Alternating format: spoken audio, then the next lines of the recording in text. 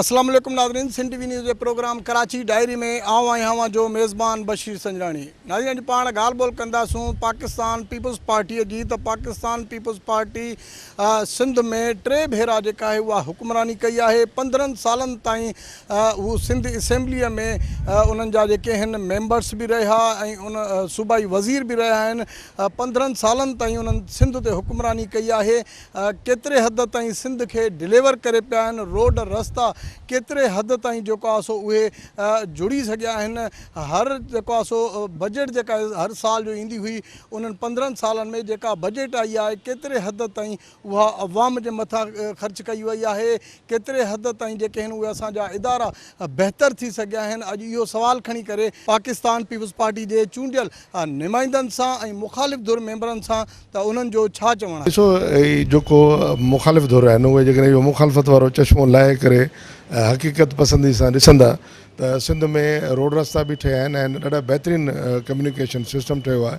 ऐं तमामु ख़राबु हालतुनि जे बावजूदि जिते फेडरल गवर्नमेंट असांजी मुख़ालिफ़ हुई, असांखे फंड्स कोन पिया मिलनि, जिते कोरोना जो माहौल हुयो, जिते पोएं साल एॾियूं सारियूं बरसातूं पियूं, इन्हनि सभिनी जे बावजूदि तमामु सुठा रोड रस्ता बि ठहिया आहिनि, तमामु सुठा तरक़ियाती कम बि थिया आहिनि। ऐं इहे ई तरक़ियाती कम त आहिनि जंहिंजे करे 3 दफ़ा पहिरें असांखे माण्हुनि गवर्नमेंट ॾिनी ऐं उनखां पोइ इनशाला हाणे चौथों दफ़ो बि पाकिस्तान पीपल्स पार्टी खे ई माण्हू सिलेक्ट कंदा। छो त जेको सूरत हाल आहे, असांखे त सिंध में फ़िलहालु का अहिड़ी अपोज़िशन, मज़बूत अपोज़िशन नज़र ई कोन थी अचे जंहिंजे बुनियाद ते माण्हू खे ॿियूं ख़बरूं कनि। पीपल्स पार्टी डिलीवर कयो आहे। पीपल्स पार्टी हर प्रोग्राम में डिलीवर कयो आहे। ऐं जेकॾहिं पंहिंजे हल्के जी ॻाल्हि कयां त मुंहिंजे हल्के में माण्हू चवंदा त रोड रस्ता सॼा बयाबान पिया आहिनि। मुंहिंजे हल्के में को अहिड़ो रस्तो 5 किलोमीटर खां मथे जो कोन्हे जेको ठहियलु न हुजे। ऐं असां वटि रोड रस्ता बि ठहिया आहिनि, वॾियूं वॾियूं स्कीमूं बि आहिनि, मेगा स्कीमूं आयूं आहिनि। शहरनि जे लाइ ड्रेनेज जी स्कीमूं आहिनि। को 66 करोड़ जी स्कीम आहे, को 38 करोड़ जी स्कीम आहे, का 25 करोड़ जी स्कीम आहे, को 42 करोड़ जो रोड आहे। एॾियूं वॾियूं जेकॾहिं हिकिड़े कंहिं MP जी कॉन्स्टिट्यूंसी में कमु थियनि पिया त पूरी सिंध में ॿुधायो त केतिरा कमु थींदा हूंदा। माण्हू मां सम्झां थो जेकॾहिं हक़ीक़त पसंदी सां ॾिसंदा त सिंधी वाहिदो सूबो आहे जंहिंमें वधि में वधि तरक़ियाती कमु थिया आहिनि। ऐं सम्झां थो पीपल्स पार्टी पंहिंजी कारकर्दगी जे बुनियाद ते वोट वठंदी आई आहे, इक़्तिदार में आई आहे 15 साल। ऐं कॾहिं बि कॉमन जेको विज़डम आहे उनखे चैलेंज नथो करे सघे। जेकॾहिं माण्हुनि वोट ॾिनो आहे सिंध जे माण्हुनि पीपल्स पार्टीअ खे, त आउं सम्झां थो त हुनजो कॉमन विज़डम आहे। ज़रूरु हुन में पीपल्स पार्टी चङा कमु कया हूंदा, उनमें रोज़गार माण्हुनि खे मिलियो हूंदो, उनमें डेवलपमेंट थी हूंदी। अपोज़िशन त उहो अपोज़िशन वारा ई ॿुधाए सघंदा त अपोज़िशन कीअं रही आहे। असां त हमेशह अपोज़िशन खे वेलकम कयो आहे। असीं त जमहूरियत ऐं डेमोक्रेसी जे प्रोसेस में यकीन रखूं था। असीं चऊं था त हिकिड़ी मस्बत जेका अपोज़िशन आहे उहा असांजी इस्लाह आहे। बाक़ी अपोज़िशन कापियूं फाइण जो नालो कोन्हे। तव्हां हिकिड़ो तमाशो ॾिठो हूंदो PTI जी शिकिल में जेके हिते अपोज़िशन जा मेंबर असेंबली में वेठा रहिया, कॾहिं कंहिं बिल ते सीरियस ते पंहिंजूं तकरियूं करे निकिरी हलिया वेंदा हुआ। हुननि खे इन शइ सां सरोकार ई कोन हो त भई तव्हां सवाल कयो था, तव्हां ॻाल्हायो था, तव्हां एहतजाज कयो था, त उनजो जवाबु ॿुधो।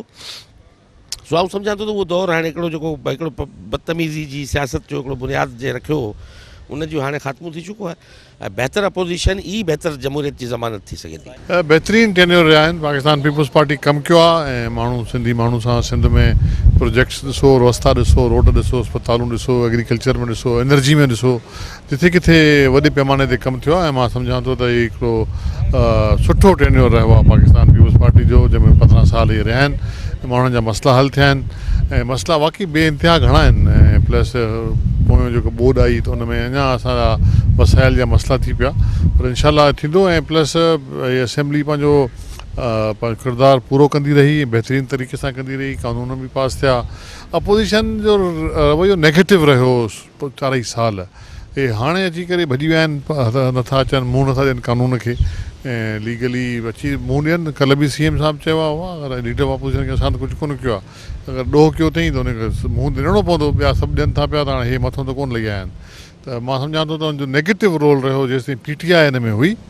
ऐं PTI जेका आहे उहा शरपसंद जमात आहे, सिंध दुश्मन जमात आहे ऐं मां शुरू खां चवंदो रहियो आहियां त हुनजो रोल जेको आहे सिंध जे ख़िलाफ़ु रहियो आहे, सिंधी माण्हू जे ख़िलाफ़ु रहियो आहे।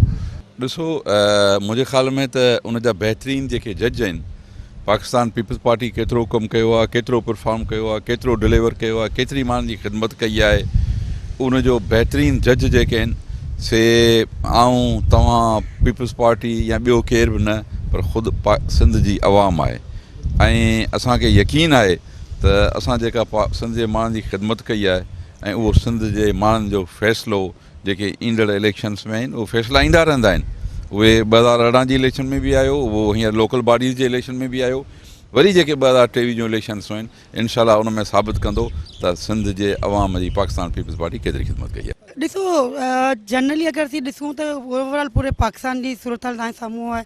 तव्हां पहिरीं फ्लड खे मुंहुं ॾिनो, उन में तव्हांजो अधु सिंध ॿुॾी वियो, सॼो डैमेज थी वियो, इंफ्रास्ट्रक्चर जो तबाह थी वियो।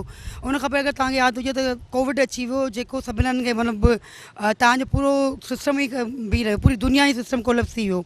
वरी हिन वक़्तु तव्हां ॾिठो त 2 महीनूं तव्हां 15 ॾींहं जेको साइक्लोन पिया आयो, उन जी वजह सां त उन जे बावजूद बि कोशिशि कई वई, काफ़ी सारे डिपार्टमेंट में सुठा कम थिया, बहितर थिया।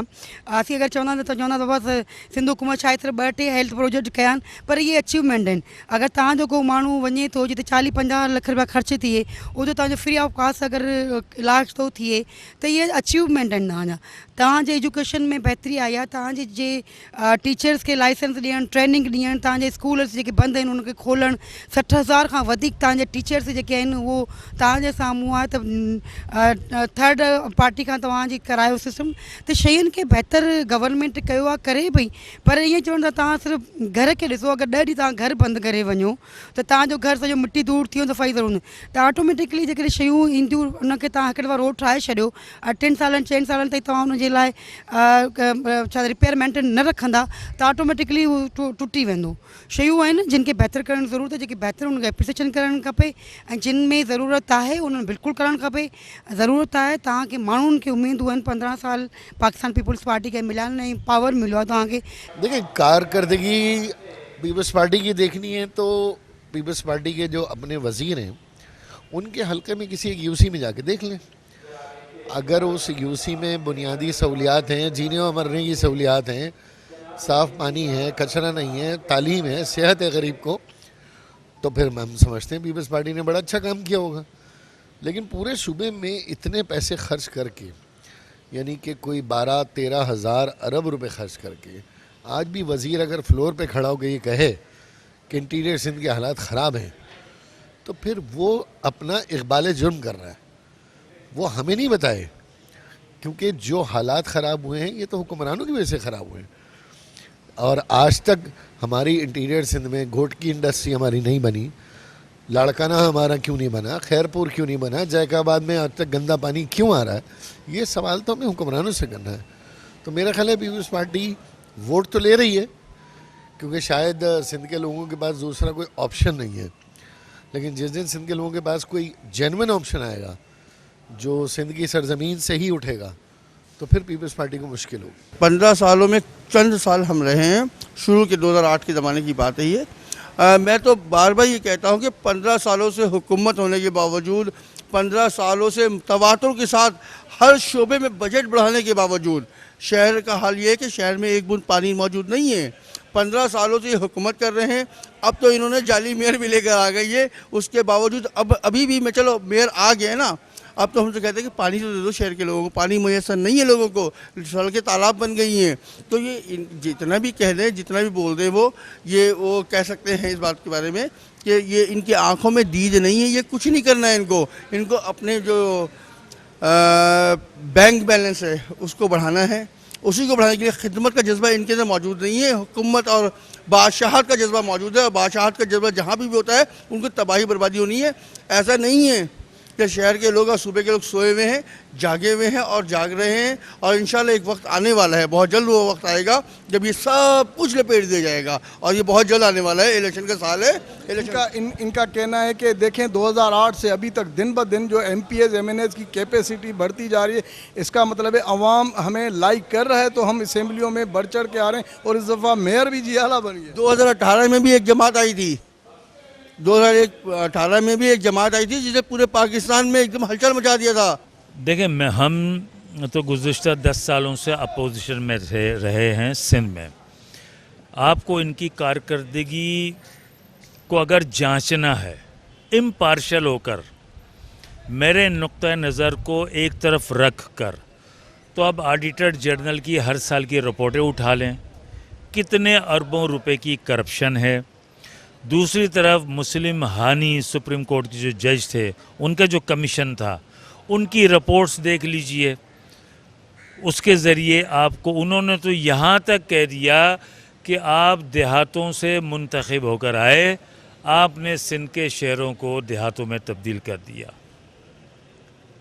इससे ज़्यादा बात क्या की जाए, जिस मुल्क की आला अदलिये के सुप्रीम कोर्ट के जजेस वो जब ये रिमार्क्स दें, यहाँ तक कहा कि डाइन भी जब किसी के बच्चे खाती है तो कुछ घर छोड़ देती है, आपने तो अपने पड़ोस को भी नहीं छोड़ा। यानी कौन कौन से ऐसे अल्फाज हैं जो सिंध हुकूमत के लिए अदा नहीं किए गए। 10,000 अरब रुपए इन्हें वफाक से मिले इन 15 सालों में। ये ज़बानी जमा खर्च नहीं है, कैलकुलेशन है मेरे पास पूरी, ठीक है।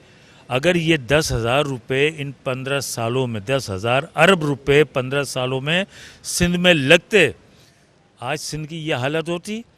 15 साल पहले वाला सिंध आज से ज़्यादा मुस्तहकम था, ज़्यादा खुशहाल था, ज़्यादा सहूलियात थी, चाहे तालीमी निज़ाम हो। और फिर कल की एक रिपोर्ट है ट्रांसपेरेंसी इंटरनेशनल की कि सिंध वाहिद सूबा है जिसकी एजुकेशन डिपार्टमेंट में पूरे पाकिस्तान में सबसे ज़्यादा करप्शन है। तो जिस सूबे का तालीमी निज़ाम करप्ट हो, सबसे ज़्यादा करप्ट हो, आप क्या खिदमत कर रहे हैं फिर? आप तो नस्लों को तबाह कर रहे हैं, आप तो ख़ानदानों को तबाह कर रहे हैं। तो ये तो मैं वो बातें बता रहा हूँ, मैं अपने रिमार्क्स क्या दूँ, अपने कमेंट्स क्या दूँ। आज आप कराची देख लो, हैदराबाद देखो, मीरपुर, नवाबशाह, सक्का, गांव देहात, कोई भी इलाका देख लो। इन 15 सालों में पाकिस्तान पीपुल्स पार्टी ने एक यूसी भी ऐसी नहीं बनाई जिसको ये कहें कि ये हमारी, एक बिल्डर भी कोई प्रोजेक्ट खड़ा करता है ना तो वो एक मॉडल बनाता है पहले कि जी मेरा प्रोजेक्ट ऐसा होगा। पाकिस्तान पीपुल्स पार्टी ने इन 15 सालों में एक यूसी भी मॉडल यूसी नहीं बनाई कि जिसको ये दिखाएं कि हम पूरे सिंध को ऐसा बनाना चाहते हैं कि देखो ये फ़लानी यूसी है, इसमें पानी भी है, सेवरेज का अच्छा निज़ाम है, सड़कें भी हैं, ट्रांसपोर्ट भी है, एजुकेशन भी है, तिब्बी सहूलियात भी हैं, सब कुछ है। हम इस तरह का पूरा सिंध बनाना चाहते हैं। जेके भी हिन जा इदारा सब तबाह थियल आहे, न पाणी जो सिस्टम सही आहे, न इलाज जो सिस्टम सही आहे। किथे बि तव्हां ॾिसंदो इस्पतालूं बि वीरान आहिनि, पाणीअ जी ॿोॾ सोक लॻी पई आहे ऐं खाटी वाहन खे कान्हे, आबादगार तबाह थी वियो आहे जेको फ़ाका कशीअ ते अची वियो आहे। जेकी माण्हू अॻवा थियनि पिया, नंढड़ा नंढड़ा ॿार बि अॻवा थियनि पिया, चोर आहिनि, पुलिस खे सरेआम गारियूं पिया ॾियनि। उहे जेके बि ॾोही आहिनि, ॾोही जेके बि घणो करे ॾोही हूंदा आहिनि, उहो हुकूमत जे आशीर्वाद ते हूंदा, उहे उन ते कंट्रोल करे न सघी आहे। कहिड़ी सफ़ाई शहर जी माॻी न आहे, बल्दियात जो पैसो अजायो पियो वञे, किथे बि तव्हां बल्दियात जो न मोरी, न नाली, न सफ़ाई, हर क़िस्म सां गंदगी लॻे, सफ़ा जहिड़ी ॿार लाक कानूनीअ ते लॻी पई आहे, बदअमनी लॻी पई आहे। जेॾी महिल टीवी जो बटन ऑन थींदो, किथे माण्हू अॻवा पिया थियनि, किथे फुर लुट पई थिए। ऐं गवर्नमेंट अगरि पीपल्स पार्टी कमु न करे हा त 3 टेन्योर कोई न आहे जो अची सघे थो। पीपल्स पार्टी डिलीवर कयो आहे ऐं इंशाअल्लाह डिलीवर कंदी रहंदी। मां अॻे बि असेंबली में भी चई चुको आहियां जो ये तो 15 साल है, अगले 15 साल भी देखो आप हमें। ॾिसो, हमेशा असां भी ऑपोजिशन में रहिया आहियूं, मगर हिकिड़ी लिमिट तौर तरीक़ो हूंदो आहे। इज़त हर एक जो हक़ है। असेंबली के अंदर जड़ा जठा थींदा आहिनि, मगर ॿाहिरि दोस्ती यारी हूंदी आहे। ॻाल्हि सारी इहा आहे जो जेको कुछ ऑपोजिशन या पार्टी हिकिड़ी हुई या आहे चोजे, उन्हनि गारी गलोच जो हिकिड़ो कल्चर शुरू कयो जेको सियासत में कॾहिं भी न हुजणु खपे। सियासत इंसान कंदो आहे पंहिंजे माण्हुनि जे लाइ कंदो आहे, सबको पहिरियों इज़त हूंदी आहे, उन्हनि खे इज़त कॾहिं बि रास न आई, इन करे अॼु इहा हालत है। फ़र्क खुद ही नज़र आएगा बहुत साफ़ कि पहले 5 साल में देख लें हमारी क्या स्ट्रेंथ थी, फिर दूसरे में देख लें, फिर तीसरे में देख लें। माशाल्लाह इस वक्त हम 100 सीटों के साथ सिंध में हुकूमत कर रहे हैं। अगर हमने डिलीवर ना किया होता तो हमें ये 100 सीटें कहाँ से मिलती, हमारे ये MPs की तादाद क्यों बढ़ती। कुछ लोग हैं जो अभी भी तासुब की ऐनक लगा के कराची को, सिंध के मुख्तलिफ़ डिवीज़न को देखते हैं और वो कहते हैं कि काम नहीं हुआ। ऐसा नहीं है कि काम नहीं हुआ है, रोड बने हैं, सड़कें बनी हैं, ब्रिजेस बने हैं, बसें चली हैं, ख़वातीन के लिए भी चली हैं, ऐसा नहीं है। लेकिन बस वही आखिर में मैं जुमला कहती हूँ कि 100% तो अल्लाह की ज़ात है, उसके अलावा कोई नहीं है। गलती हो सकती है इंसान से, पॉइंट आउट हमें करना चाहिए। अपोजिशन का काम ही ये होता है कि वो हुकूमत की तवज्जो दिलाए उन मसाइल की तरफ जिसको वो हल करवाना चाहती है। लेकिन उनका मसला तो कुछ और था। उनका मसला तो वो कमेटी थी जो पब्लिक अकाउंट कमेटी होती है कि जी वो मिलेगी तो हम काम करेंगे, उनका मसला कुछ और था। सिलेक्टेड लोग हैं, उनको आवाम के मसाइल से कोई दिलचस्पी नहीं थी। जो काउंसलर नहीं बन सकते थे वो MPA बन के आ गए थे, ना बात करना पता ना बैठने का पता। डिलीवर कयो आहे तॾहिं पहिरियां 2 टेन्योर मिलिया आहिनि, विच मीन्स कि असां डिलीवरेंस कई आहे तॾहिं मिलिया आहिनि न। बिना डिलीवरेंस त न, हर सेक्टर में तव्हां ॾिसी सघो था त सिंध में जेको ओवरऑल DLIs आहिनि उहे इम्प्रूव थिया आहिनि, तव्हांजो HDI इम्प्रूव थियो आहे, तव्हांजे इंफ्रास्ट्रक्चर जेको उहो इम्प्रूव थियो आहे, तव्हांजो हेल्थ सेक्टर में जेको इनक्रेडिबल अचीवमेंट्स थियूं आहिनि, तव्हांजे एजुकेशन सेक्टर में ये जो नवां 60,000 जेके आहिनि सो मेरिट ते उस्ताद भर्ती थिया आहिनि, तव्हांजा इलाही घोस्ट स्कूल जेके आहिनि उहे बंदि थी विया, उन जॻह ते जेके तव्हांजा उस्ताद आया आहिनि त उते स्कूल इंफ्रास्ट्रक्चर बि बहितर थियो आहे। यकीनन असांखे 2 वॾा चैलेंजिस हिन टेन्योर में इन पर्टिकुलर रहिया। ओवरऑल 2 टेन्योर में सिंध गवर्नमेंट 2 वॾा फ्लड्स, 3 इनफैक्ट फ्लड्स, वॾा फ्लड्स जेको फेस कया। उन सभिनी जे बावजूद भी हर तरीक़े सां असां कोशिशि कईसीं त कभी कम बैक कयो। कोविड ॿियो वॾो चैलेंज हुयो जिते इकोनॉमिक प्रॉब्लम्स भी आया। प्रीवियस टेन्योर में फेडरल गवर्नमेंट जो कोऑपरेशन न रहियो, तंहिंजे बावजूद भी सिंध गवर्नमेंट जेको पंहिंजो रोल प्ले करे सघी थी उन्हनि कयो।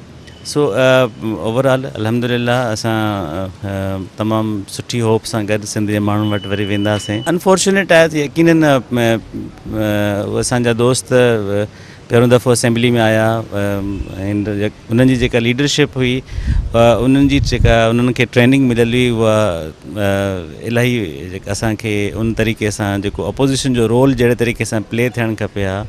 सरकारनि जे मथां अपोजिशन जी इम्पोर्टेंस तमामु घणी हूंदी आहे, तव्हांजे मथां तनक़ीद बि थींदी आहे, हेल्दी क्रिटिसिज़म थींदो आहे एंड इशूज़ रेज़ थींदा आहिनि जेके कॾहिं कॾहिं कंहिं गवर्नमेंट जे एजेंडा खां मिस थींदा आहिनि।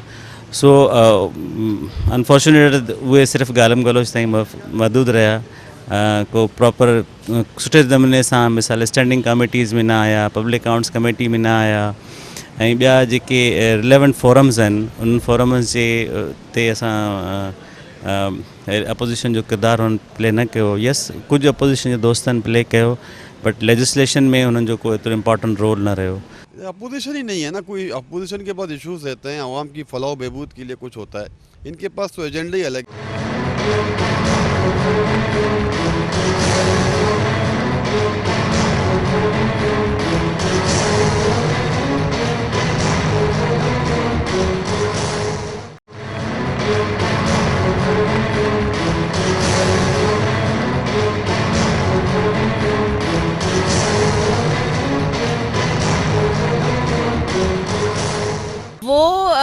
जो 3 साल हुकूमत रही वो तो हादसाती तौर पर या सिलेक्टेड वो करके उनको भेजा गया, वो अवामी नुमाइंदे तो नहीं थे। और देखें ना, अगर वो अवामी नुमाइंदे होते तो आज असेंबलियों में बैठते, भागते नहीं, छुपते नहीं। मतलब 9 मई हुआ एक वाक़या, लेकिन कुछ लोग थे ना जो उसमें इन्वॉल्व नहीं थे, तो भाग क्यों गए अगर आप अवामी नुमाइंदे थे। अपोजिशन पंहिंजो हर कंहिंजो हिकिड़ो किरदारु हूंदो आहे, उहा हर कंहिंजी मर्ज़ी कीअं हले थी। बहरहाल असां पॉज़िटिव हलियासीं, अपोजिशन सां कोऑपरेशन कयोसीं, मुहबत भाईचारे जी कोशिशि कईसीं वधाइण जी ऐं मिसाली ख़िदमत कई। सिंध गवर्नमेंट हेॾियूं आफ़तूं आयूं, ॿोॾूं आयूं, करोना आई, उनखे बाक़ाइदे चैलेंज हुआ, उनखे मुंहुं ॾिनो हुयो।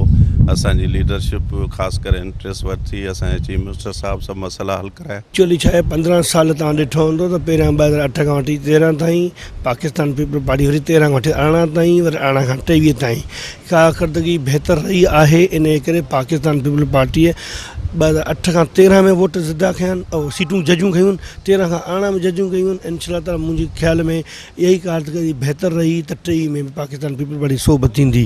मुख़्तलिफ़ इशूज़ थे, असांजा माइनॉरिटी इशू आहिनि, उन्हनि में तमामु घणा असां मसइला हल कया, बहितर करण जी कोशिशि की। और डेवलपमेंट सेक्टर जे हवाले सां तव्हां ॾिठो हूंदो 15 साल मुसलसिल ऐं पहिरियां MNA रहियोसि, उन खां पोइ MPA, हाणे वरी MPA।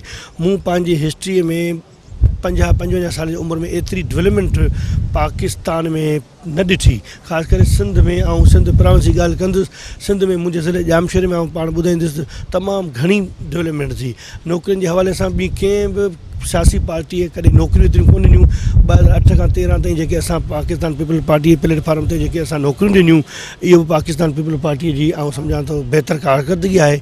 बाक़ी अपोज़िशन जो किरदारु तव्हां ॾिठो हूंदो त अपोज़िशन त हुई अपोज़िशन हूंदी आहे, पर हिन टेन्यूअर में ख़ासि करे PTI जी गवर्नमेंट में अपोज़िशन असांखे ॾाढो मायूस कयो। मायूस मीन्स हू हिकिड़ा नाइल सिलेक्टेड माण्हू हुआ, हुननि खे पार्लियामेंट जे रूल रेगुलेशन ख़बर कोन हुई। पीपल्स पार्टी ने इस शहर की खिदमत की है। ये शहर हमेशा पीपल्स पार्टी के पास नहीं रहा, मुत्तहदा के पास था। इस शहर का जो एडमिनिस्ट्रेटरशिप था वो मुत्तहदा के पास था। मेयर जो है उनका था, लेकिन अभी इंशाल्लाह कराची के लोगों ने इन 15 सालों में हमारी खिदमत देख के हम पे एतमाद किया है। कोशिश करेंगे इस अपने खूबसूरत शहर को मज़ीद खूबसूरत बना। अदा बिल्कुल 15 साल पाकिस्तान पीपल्स पार्टी जी गवर्नमेंट रही है, अवाम जे ज़ोर ते रही है।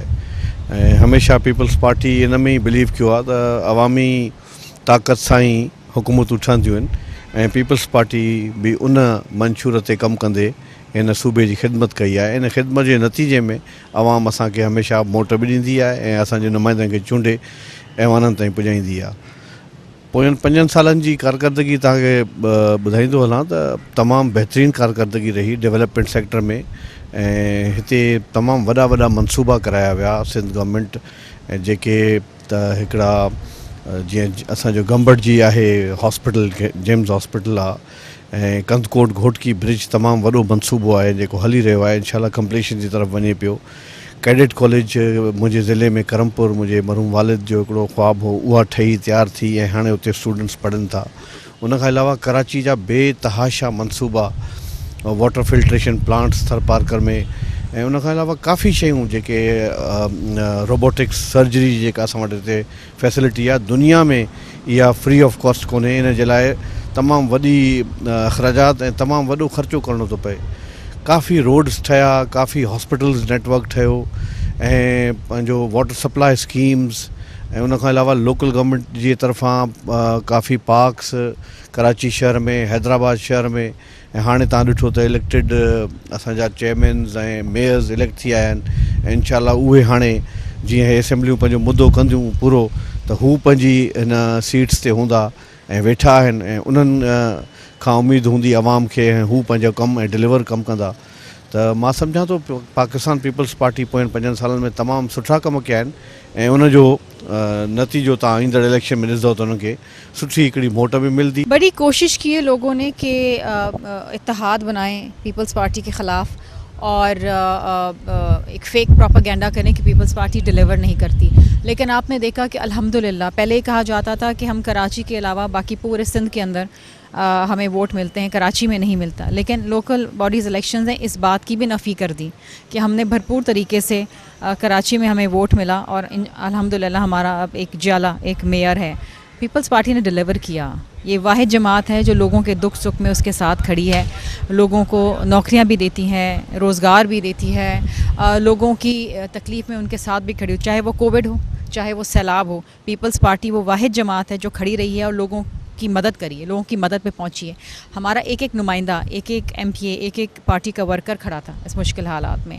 अदा टेन्यूअर 15 साल जो टेन्यूअर मुंहिंजे ख़्याल में जेको वॾे में वॾो पाकिस्तान पीपल्स पार्टी जो कारनामो आहे या जेकी पाकिस्तान पीपल्स पार्टी जो कमु आहे, मां ज़ाती तौर ते इहो सम्झां थो त सदर ज़रदारी साहब जेकी 18 अमेंडमेंट ॾिनी, उन खां पोइ सिंध जे अंदरि काफ़ी बहितरी आई आहे।